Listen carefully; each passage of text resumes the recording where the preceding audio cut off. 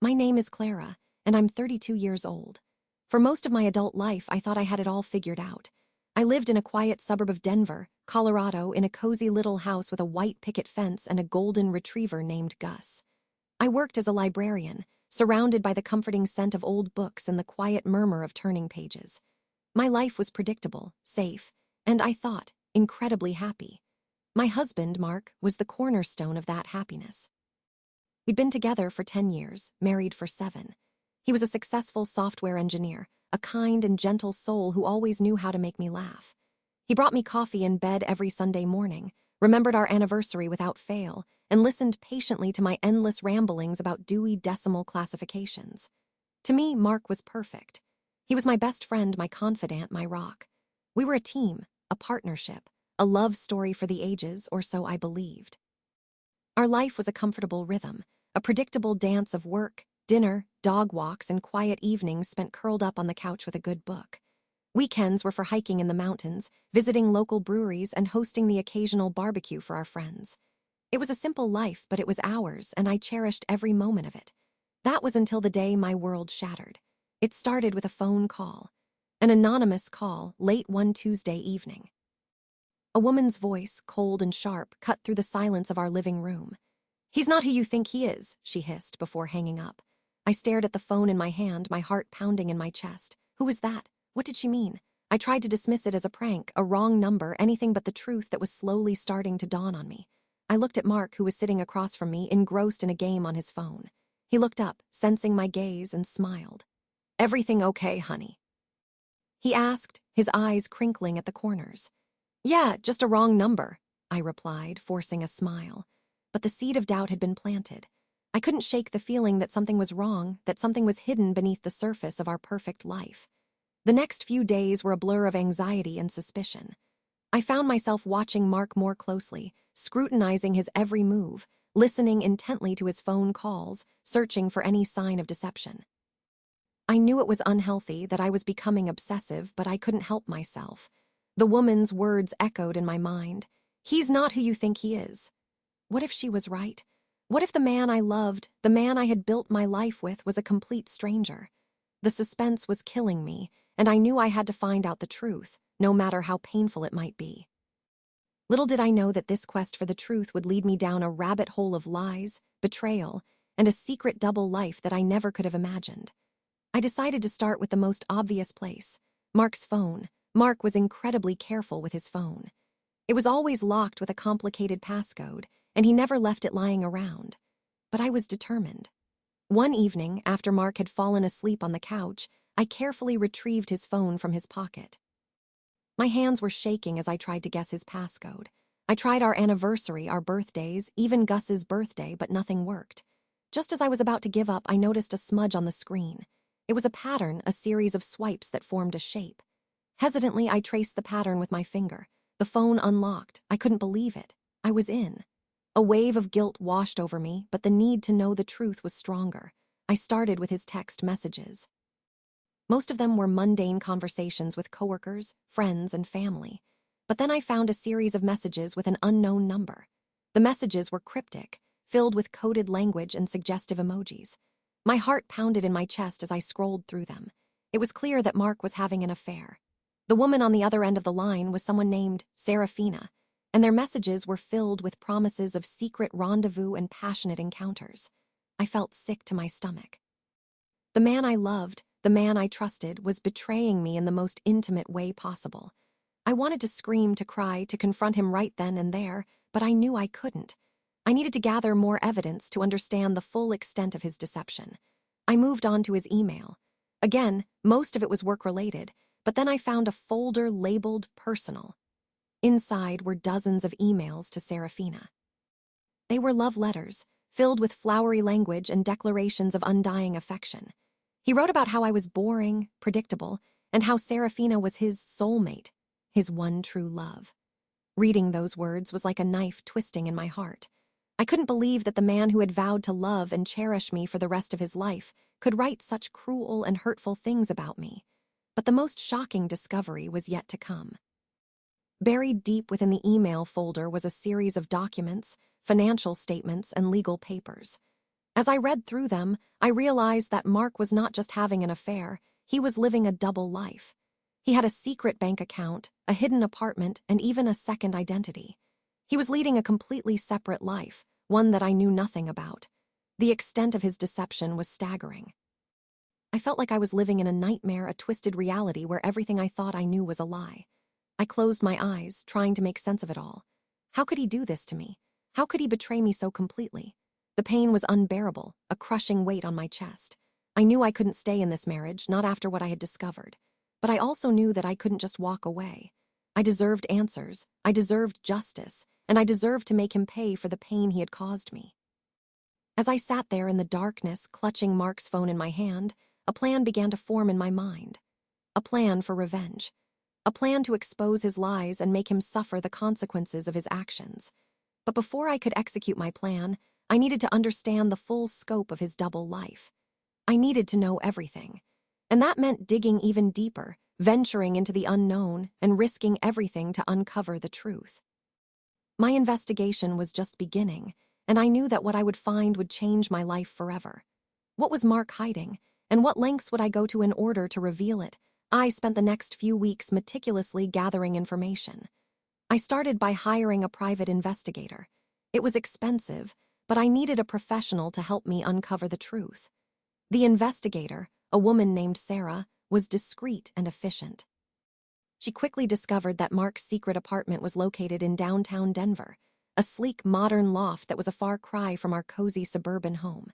She also found out that Mark was using his second identity, Marcus, to work as a freelance consultant for a tech company.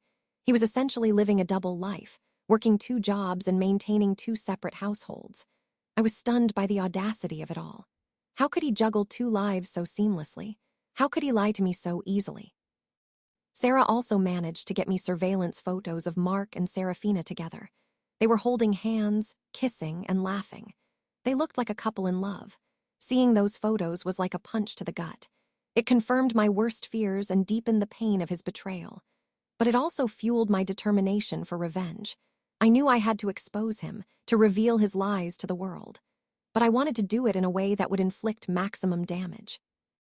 I wanted to make him suffer the way I had suffered. I started by subtly sabotaging his life. I accidentally deleted important files from his computer, misplaced his car keys, and forgot to pay his bills. It was petty, but it made me feel like I was finally fighting back. I also started documenting everything, every lie, every secret, every betrayal. I kept a detailed journal, filled with dates, times, and descriptions of Mark's actions. I knew that this information would be valuable when I finally confronted him.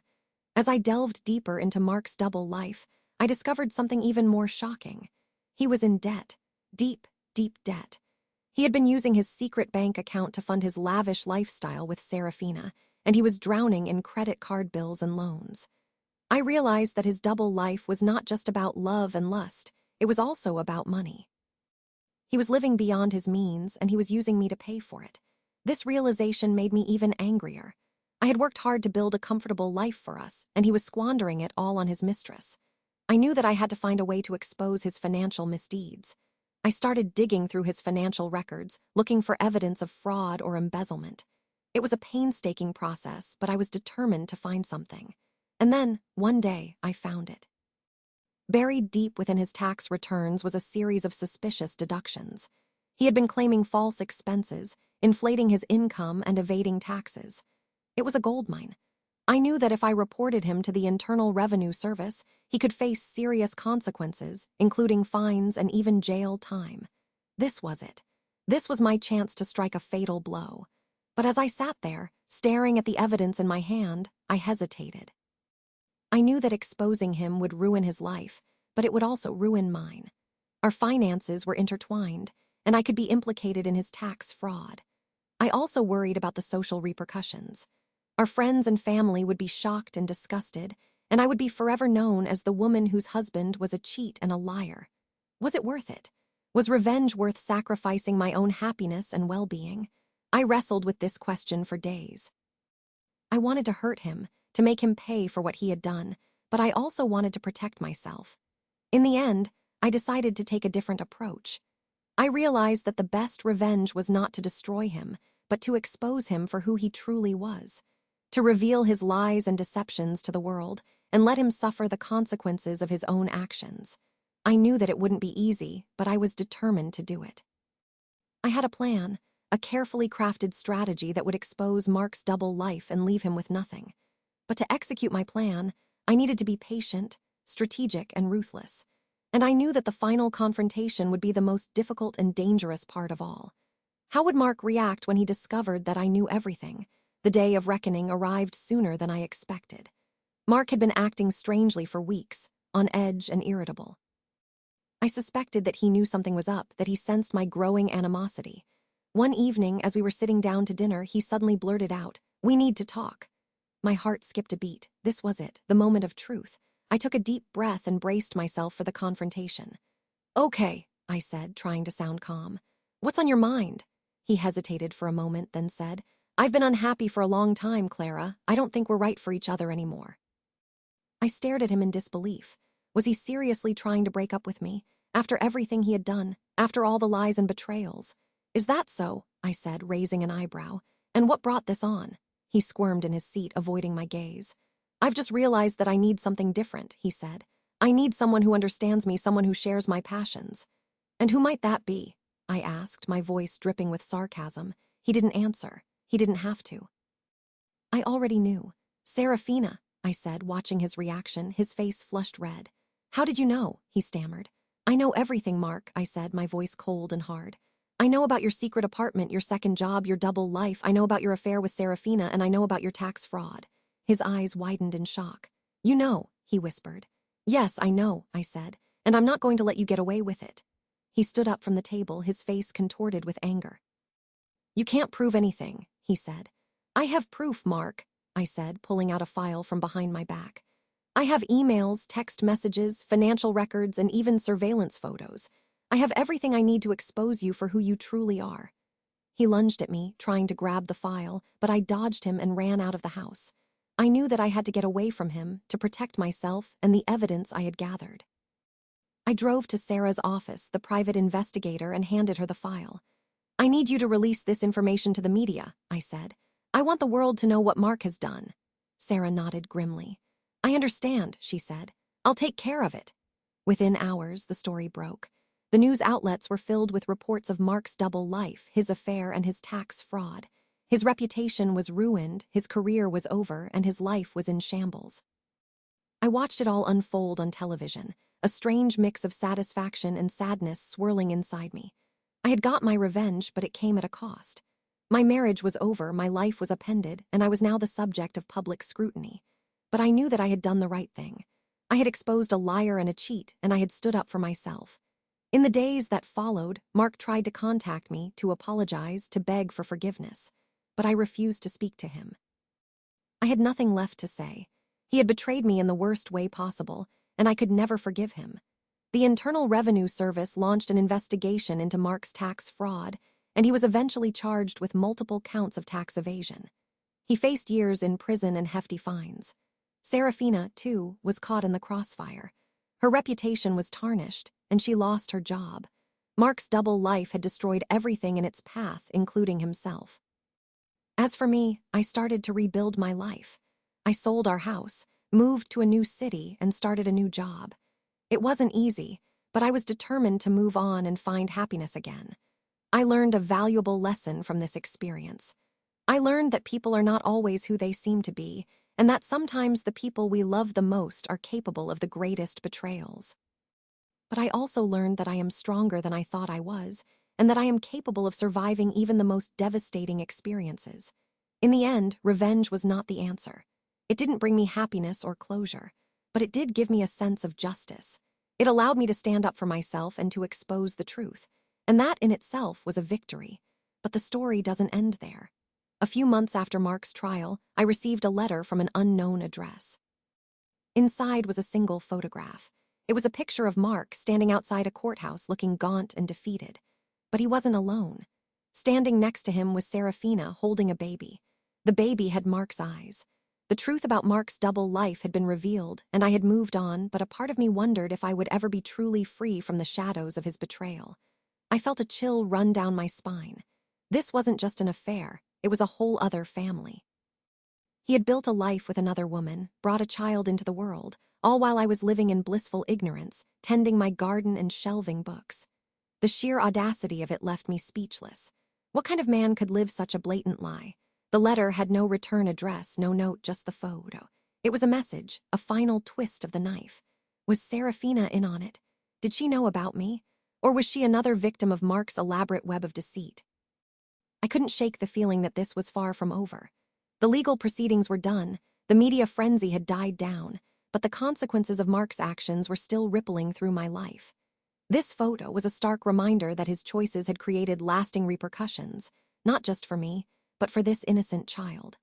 I felt a strange mix of anger, pity, and a bizarre sense of responsibility. This child was a product of Mark's betrayal, but they were also an innocent victim. I knew I couldn't just ignore this. I needed to know the truth. I contacted Sarah again, the private investigator. I explained the situation, showed her the photo, and asked her to find out more about Serafina and the baby. Sarah, ever the professional, agreed to take the case. She warned me that it could be a difficult and sensitive investigation, but I was determined to see it through. I needed to understand the full extent of Mark's deception, and I needed to know what kind of life this child was living. Weeks turned into months, and Sarah slowly pieced together the puzzle. She discovered that Serafina had been completely unaware of my existence. Mark had told her that he was divorced, that he was free to start a new life with her. She had believed him, had fallen in love with him, and had given birth to his child, all under false pretenses. When the truth came out, she was devastated. She had broken things off with Mark immediately and was now struggling to raise their child on her own. She was working 2 jobs, barely making ends meet, and was facing a mountain of legal and financial challenges. Hearing this, my anger began to subside, replaced by a sense of empathy. Serafina was just another victim of Mark's lies. She had been manipulated and deceived, just like me. And now, she was paying the price for his actions. I realized that my quest for revenge had blinded me to the bigger picture. I had been so focused on hurting Mark that I had failed to see the collateral damage. I had become consumed by anger and bitterness, and it was poisoning my own life. I decided that it was time to let go of the past, to forgive, and to move on. But I also knew that I couldn't just stand by and watch Serafina and her child struggle. I decided to reach out to her. It was a difficult decision, but I knew it was the right thing to do. I wrote her a letter, explaining my situation, expressing my sympathy, and offering my help. I didn't know how she would react, but I hoped that she would understand. A few weeks later, I received a reply. Serafina's letter was filled with raw emotion, anger, and pain, but also a glimmer of hope. She thanked me for reaching out and admitted that she had been struggling to cope with everything that had happened. She was hesitant to accept my help, but she was also desperate. We started communicating regularly, sharing our stories and offering each other support. Slowly, a bond began to form between us. We were both victims of Mark's deception, but we were also survivors. We had both been through hell, and we had both emerged stronger and more resilient. I decided to set up a trust fund for Serafina's child. It wasn't much, but it was enough to help with their education and future. I also offered Serafina some financial assistance to help her get back on her feet. She was reluctant to accept my money, but I insisted. I wanted to help her build a better life for herself and her child. As I helped Serafina, I began to heal. I realized that forgiveness was not just about letting go of the past, it was also about creating a better future. It was about choosing compassion over anger and about finding strength in adversity. I learned that revenge is a destructive force that only leads to more pain and suffering. True healing comes from letting go of the past, forgiving those who have wronged us, and focusing on creating a brighter future. I never spoke to Mark again. He had faded into obscurity, a broken and disgraced man. But I knew that he would never be able to escape the consequences of his actions. He had lost everything: his wife, his career, his reputation, and his family. He had created his own hell, and he would have to live with it for the rest of his life. As for me, I had found peace. I had let go of the past, forgiven Mark, and moved on with my life. I had learned a valuable lesson about love, betrayal, and the power of forgiveness. And I had discovered that true strength comes from within, from our ability to overcome adversity and to create a better future for ourselves and for others. The photo of Mark, Serafina, and the baby still sits on my desk, a reminder of the pain and suffering that I had endured. But it is also a symbol of hope, a testament to the power of forgiveness, and a reminder that even in the darkest of times, there is always light to be found. My life is not perfect, but it is my own, and I am grateful for every moment of it. Life after Mark wasn't a smooth upward trajectory, a phoenix rising triumphantly from the ashes. It was more like navigating a minefield blindfolded. There were good days, days where I felt genuinely happy, days where the sun seemed a little brighter and the coffee tasted a little better. But then there were the bad days, the days when the memories of Mark's betrayal would crash over me like a tidal wave, leaving me gasping for air and struggling to stay afloat. Moving to a new city was supposed to be a fresh start, a chance to reinvent myself and leave the past behind. And in some ways, it was. I found a new job as a librarian at a small community college, surrounded by bright-eyed students eager to learn. I made new friends, people who didn't know my history, people who saw me for who I was now, not who I was before. I even started dating again, tentatively dipping my toes back into the murky waters of romance. But no matter how hard I tried, Mark's shadow always seemed to linger in the background, a constant reminder of my past pain. I found myself constantly comparing every man I met to Mark, searching for red flags, hyper-aware of any signs of deception. It was exhausting, and it made it difficult to form genuine connections. And then there was the guilt. The guilt of knowing that I had played a role in Mark's downfall, the guilt of knowing that I had ruined his life, even though he deserved it. I couldn't shake the feeling that I had crossed a line, that I had become someone I wasn't proud of. Even though Mark had betrayed me in the worst way possible, did that give me the right to destroy him? Was revenge truly the answer? The questions haunted me, keeping me up at night and clouding my judgment during the day. And then there was Serafina. Our unlikely friendship had blossomed over the past few months, a testament to the resilience of the human spirit. We talked on the phone almost every day, sharing our struggles and offering each other support. I had become a sort of surrogate aunt to her son, little Ethan, sending him gifts and visiting them whenever I could. Seeing Ethan always tugged at my heartstrings. He was an innocent child, caught in the crossfire of his parents' mistakes. He deserved a happy and stable life, and I was determined to help Serafina provide that for him. But our friendship was also a constant reminder of Mark's betrayal. Every time I spoke to Serafina, I was forced to confront the reality of his double life, the fact that he had created a whole other family behind my back. It was a painful reminder, but I knew that I couldn't abandon her. We had both been through so much, and we needed each other. One day, Serafina called me, her voice trembling with fear. "Clara, I need your help," she said. "Mark's back." My blood ran cold. Mark was supposed to be out of our lives, serving his time, paying for his crimes. What was he doing back? "What do you mean?" I asked, my voice shaking. "He's been released from prison," she said, "and he's been calling me, harassing me. He says he wants to see Ethan." I felt a surge of anger and protectiveness wash over me. Mark had no right to be near Serafina or Ethan. He had forfeited that right when he betrayed us all. "Don't worry, Serafina," I said. "I won't let him hurt you or Ethan. I'll do everything I can to protect you." I knew that this was it. This was the final showdown. Mark was back, and he was threatening to disrupt our lives once again. I had to find a way to stop him once and for all. But how far was I willing to go to protect Serafina and Ethan? Was I willing to risk everything, even my own freedom? The thought sent a shiver down my spine. I knew I couldn't face Mark alone. I needed help, someone who understood the situation and who had the resources to protect Serafina and Ethan. I immediately called Sarah, the private investigator who had helped me uncover Mark's double life. "Sarah, I need your help again," I said, my voice urgent.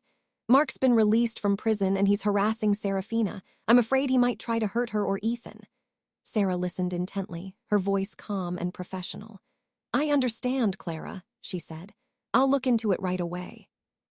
I'll assign someone to provide security for Serafina and Ethan, and I'll start gathering information on Mark's whereabouts and intentions."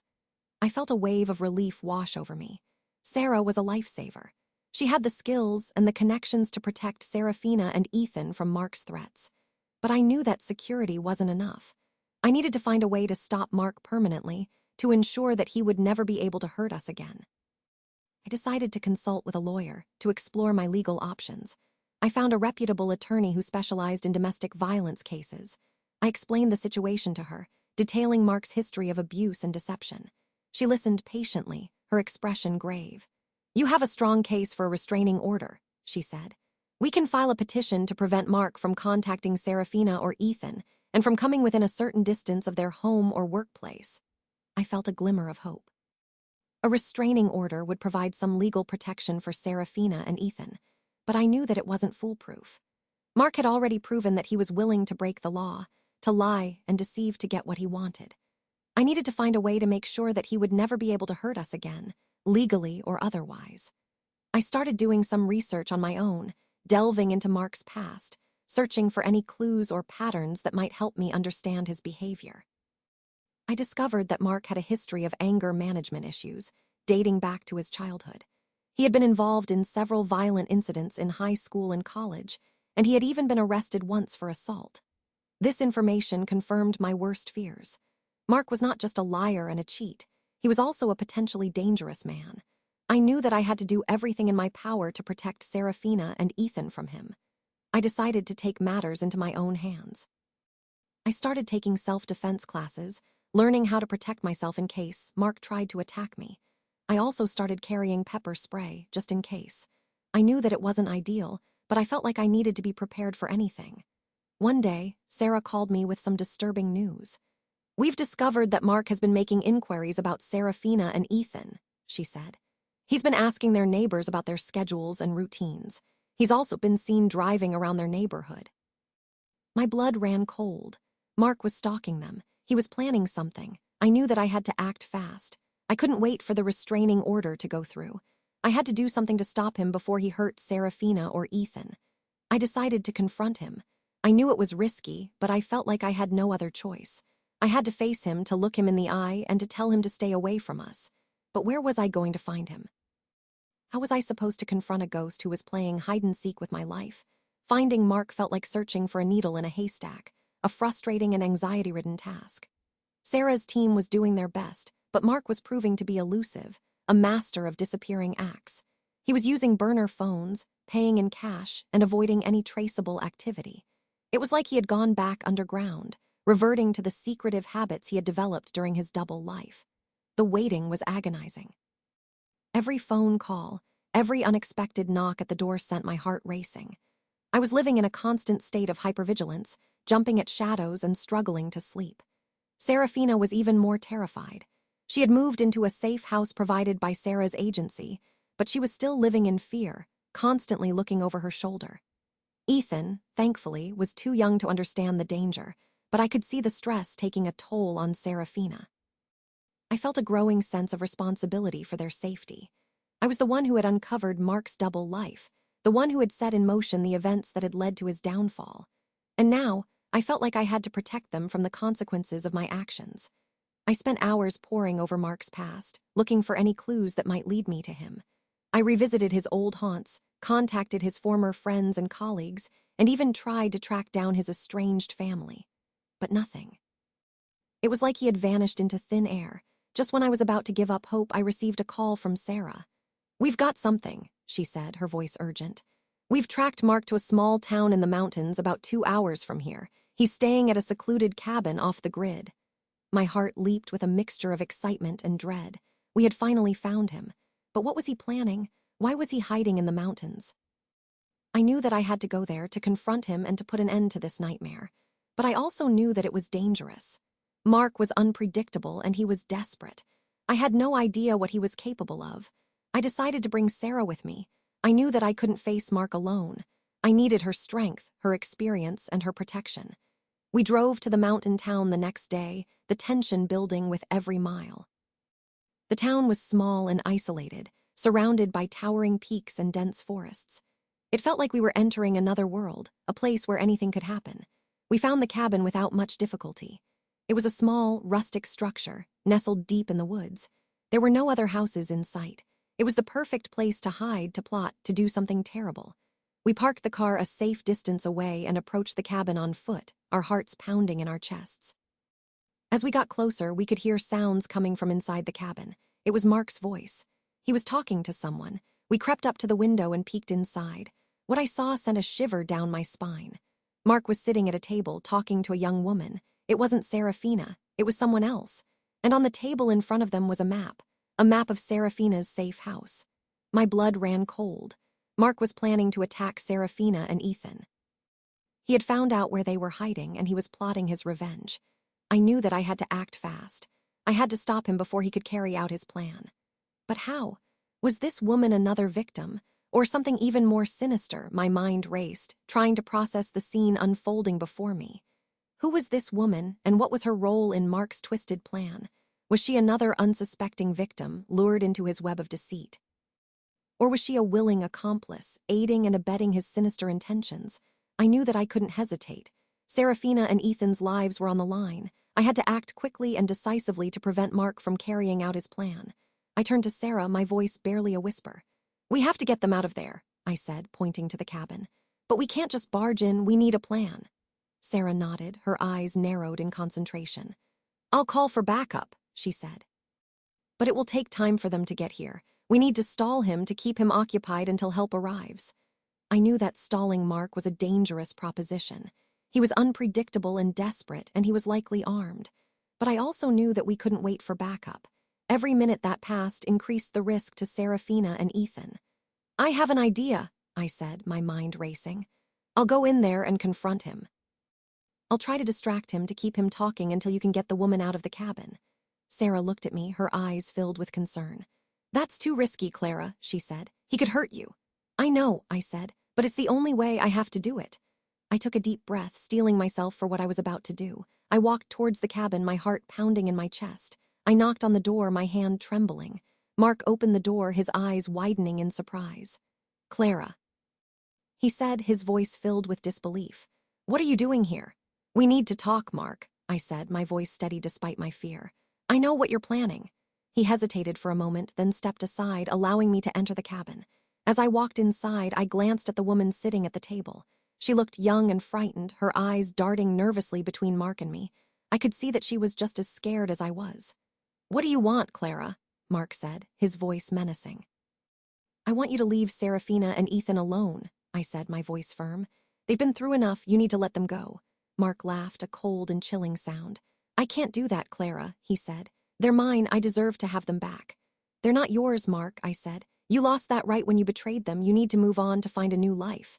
"I can't move on without them," he said. "They're all I have." "That's not true, Mark," I said. "You have yourself. You have the chance to start over, to make amends for your mistakes." He shook his head, his eyes filled with anger. "It's too late for that, Clara," he said. "I've already gone too far." He reached into his pocket and pulled out a gun. My heart leaped into my throat. I had to get out of there. I had to protect myself. But as I turned to run, I saw the woman make a move. She stood up from the table and grabbed a knife from the counter. She lunged at Mark, screaming at the top of her lungs. The next few moments were a blur of chaos and violence. Mark struggled with the woman, trying to disarm her. I saw an opportunity and I ran towards the door, desperate to escape. As I reached the doorway, I heard a gunshot. I froze, my blood running cold. Had someone been shot? I looked back at the cabin. Mark was standing over the woman, the gun still in his hand. The woman was lying on the floor, motionless. My mind went blank. I couldn't believe what had just happened. Mark had shot her. He had killed her. And I was next.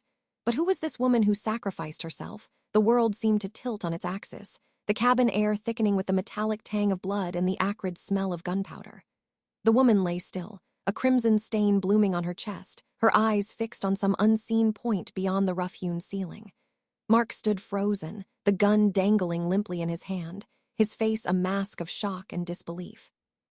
I knew I had to move, to escape the suffocating confines of the cabin, but my legs felt like lead, my mind paralyzed by the horror of what I had just witnessed. The silence stretched, punctuated only by the frantic hammering of my own heart. Then a flicker of something dark and dangerous ignited in Mark's eyes. He looked at me, a chillingly predatory gaze that sent a shiver down my spine. "You saw everything, didn't you, Clara?" he said, his voice low and menacing. "You know what I did." I didn't answer, my throat constricted with fear. I knew that my silence was an admission of guilt, but I couldn't bring myself to speak, to acknowledge the horror that had just unfolded. Mark took a step towards me, the gun rising slowly in his hand. "I can't let you leave here, Clara," he said. "You know too much." I knew that he was going to kill me. He had already crossed the line, and there was no turning back. I closed my eyes, bracing myself for the inevitable. But then a voice shattered the silence. "Police! Freeze! Drop the weapon!" I opened my eyes and saw Sarah standing in the doorway, her gun drawn and aimed at Mark. Behind her, I could see several police officers, their faces grim and determined. Mark hesitated for a moment, then slowly lowered the gun to the floor. He knew that he was outnumbered, that he had no chance of escape. The police officers rushed into the cabin and apprehended Mark, handcuffing him and leading him away. Sarah rushed to my side, her face etched with concern. "Are you okay, Clara?" she asked, her voice trembling. "I'm okay," I said, my voice barely a whisper. "But she's not." I pointed to the woman lying on the floor. Sarah followed my gaze, her expression turning somber. She knelt beside the woman and checked for a pulse, but it was too late. The woman was dead. The police officers secured the scene and began their investigation, questioning me and Sarah about what had happened. I told them everything, recounting the events that had led to the shooting and explaining Mark's motives.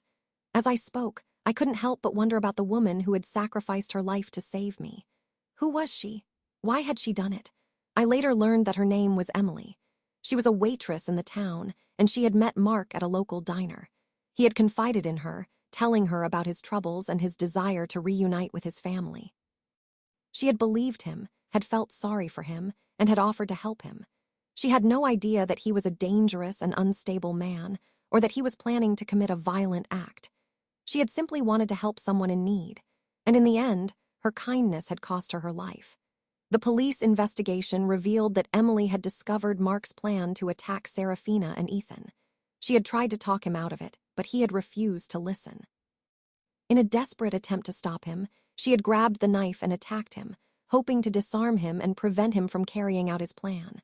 But her bravery had been no match for Mark's violence. He had shot her in cold blood, silencing her forever.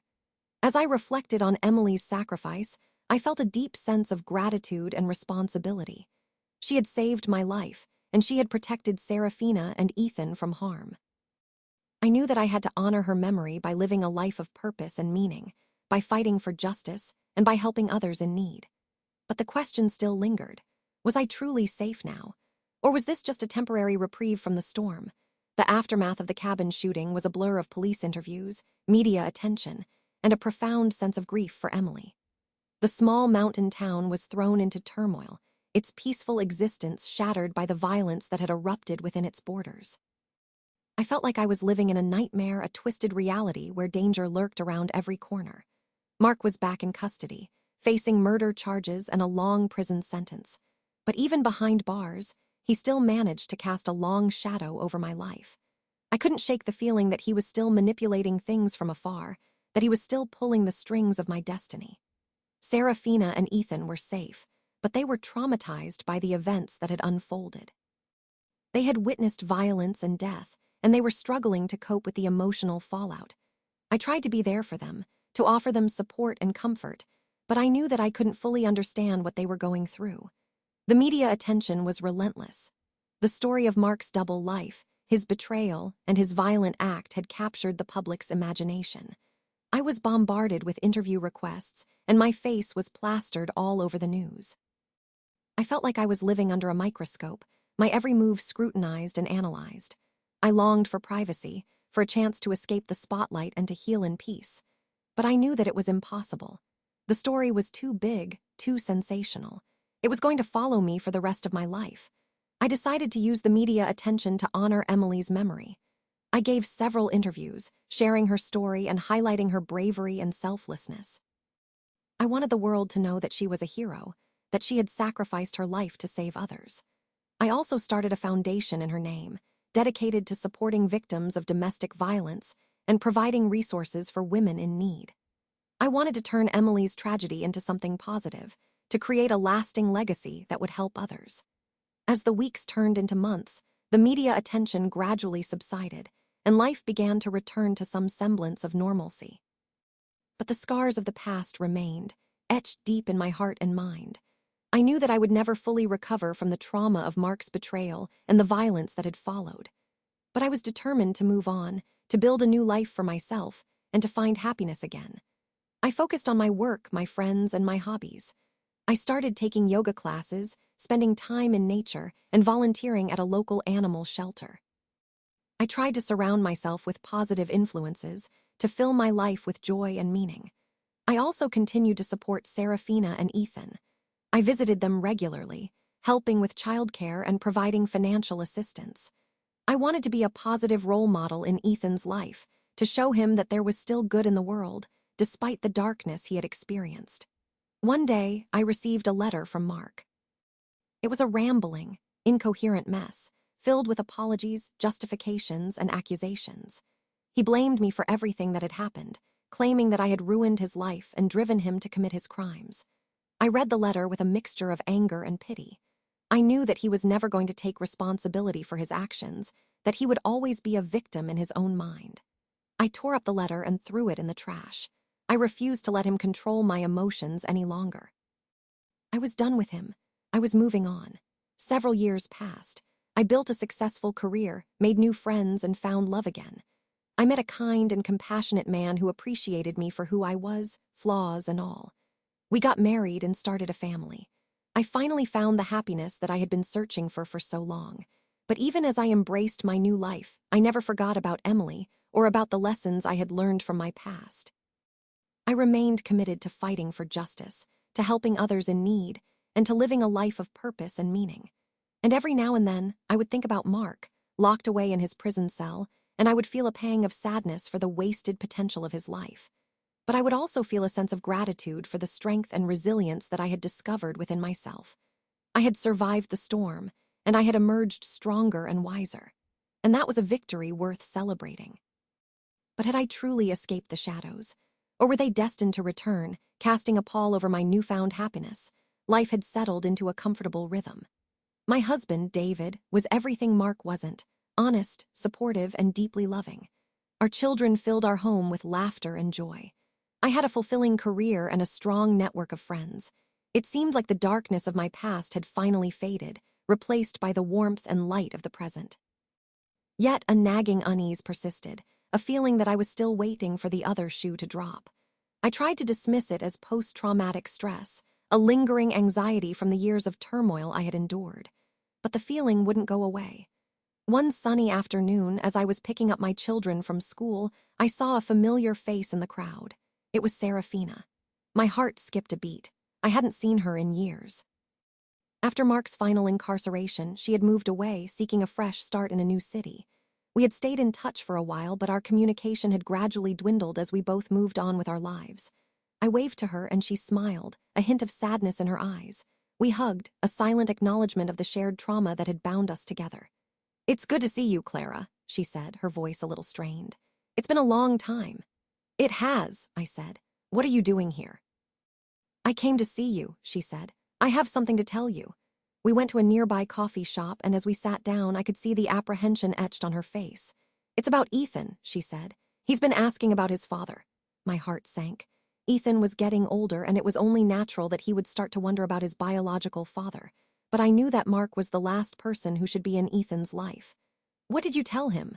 I asked, my voice filled with concern. "I told him the truth," she said.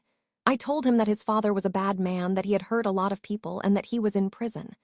"How did he react?" I asked. "He was angry," she said. "He didn't want to believe me. He said that he wanted to meet his father to hear his side of the story." I knew that this was a dangerous situation. Mark was a master manipulator, and he could easily twist Ethan's mind and turn him against us. "You can't let him meet Mark," I said, my voice urgent. "It would be a disaster." "I know," she said, "but I don't know what to do. Ethan is relentless. He keeps asking, and I'm afraid that he'll try to find Mark on his own." I thought for a moment, my mind racing. I knew that I had to do something to protect Ethan, to prevent him from falling under Mark's influence. "I have an idea," I said. "I'll talk to him. I'll tell him about Mark, about what he did to us, and about the kind of person he really is." Serafina looked at me, her eyes filled with doubt. "Are you sure you can do that, Clara?" she asked. "It would be difficult." "I know," I said, "but I have to try. Ethan deserves to know the truth, and maybe if he hears it from me, he'll finally understand." The thought of confronting Ethan, of reliving the horrors of my past, filled me with dread, but I knew that I had no choice. I had to protect him, even if it meant facing my own demons. Was I strong enough to confront the next generation of Mark's legacy? Or would the darkness consume us all? Preparing to speak with Ethan felt like gearing up for battle. He was 12 now, a young man on the cusp of adolescence, with a fierce intelligence and an unyielding curiosity.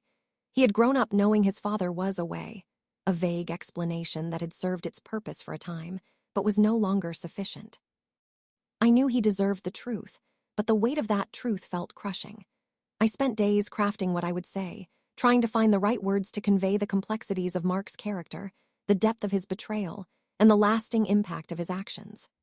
I didn't want to demonize him completely, but I also couldn't sugarcoat the reality of his crimes. I consulted with a therapist, seeking guidance on how to approach the conversation in a way that would be both honest and sensitive.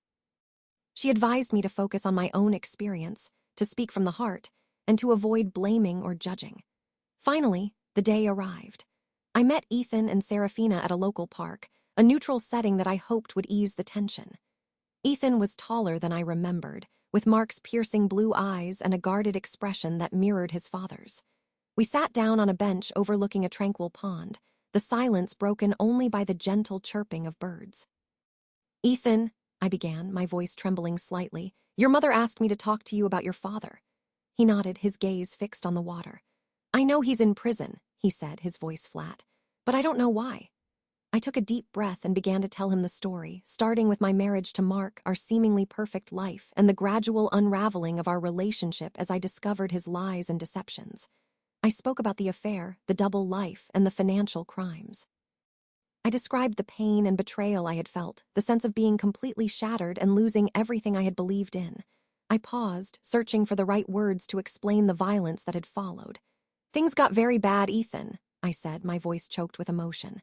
"There was a shooting. A woman died."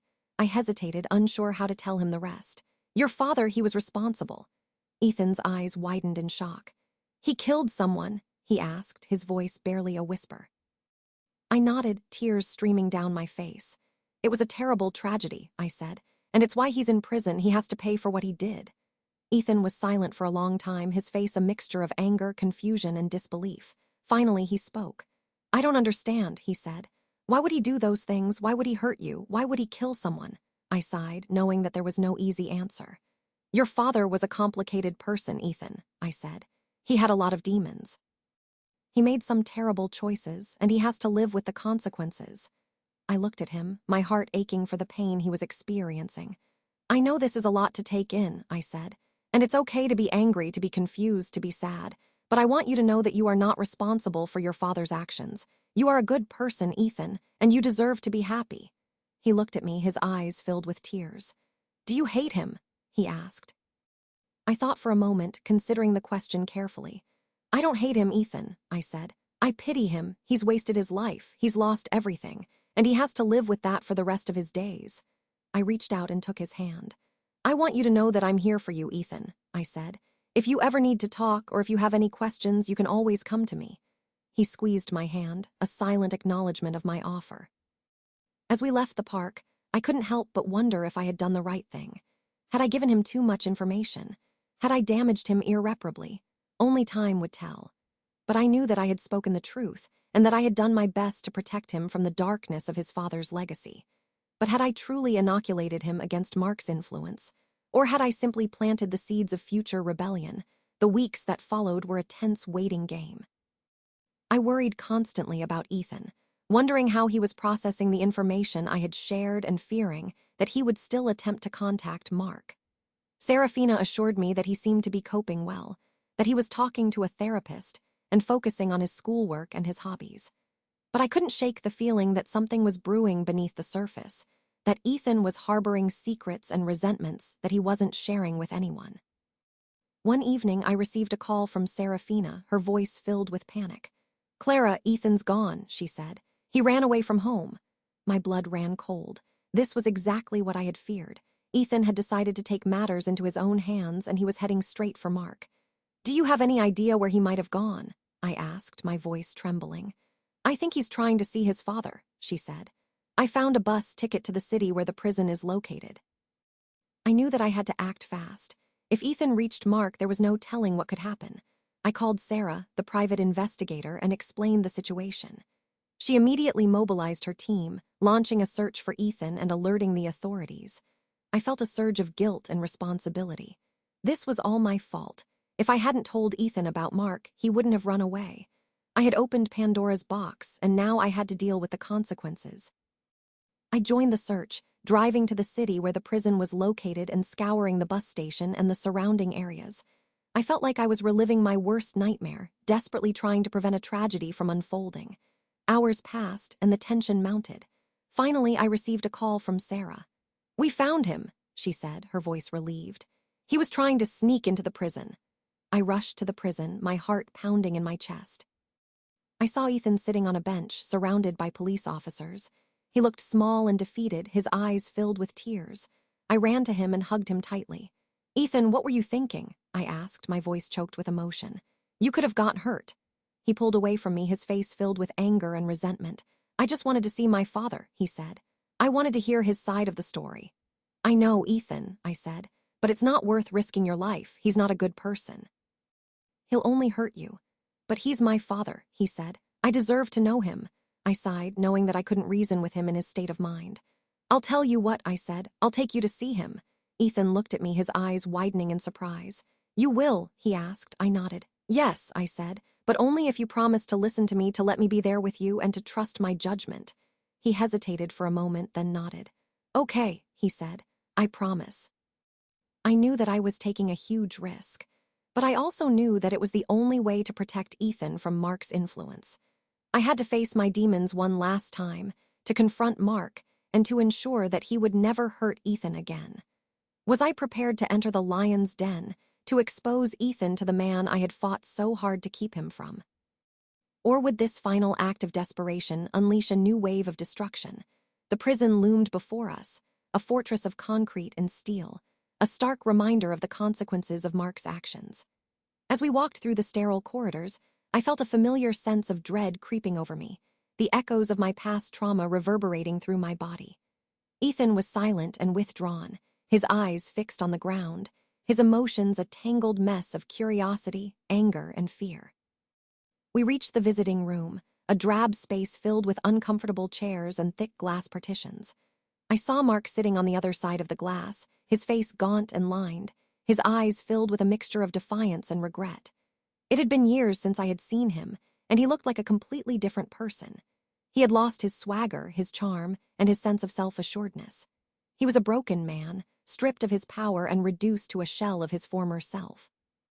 As Ethan sat down across from him, I could see the recognition flicker in Mark's eyes, the realization that this young man was his son, the child he had never known. "Ethan," Mark said, his voice raspy and weak. "Is that really you?" Ethan nodded, his gaze fixed on his father's face. "It's me," he said. "I wanted to see you." Mark's eyes filled with tears. "I can't believe it," he said. "I never thought I would see you again." There was a long silence, broken only by the muffled sounds of other visitors and inmates. I watched them, my heart aching for both of them, knowing that this encounter was fraught with danger and potential for harm. Finally, Ethan spoke. "Why did you do it?" he asked, his voice trembling with emotion. "Why did you hurt my mother? Why did you kill that woman?" Mark sighed, his shoulders slumping. "I made a lot of mistakes, Ethan," he said. "I was a bad person. I let my anger and my greed control me." "But why?" Ethan persisted. "Why did you have to be so cruel?" Mark looked at him, his eyes filled with remorse. "I don't know, Ethan," he said. "I wish I could take it all back, but I can't. All I can do is try to make amends." "How can you make amends?" Ethan asked. "You can't bring her back. You can't undo what you did to my mother." "I know," Mark said, "but I can try to be a better person. I can use my time in prison to reflect on my mistakes and to learn from them. And I can try to help others, to prevent them from making the same mistakes I did." Ethan was silent for a long time, his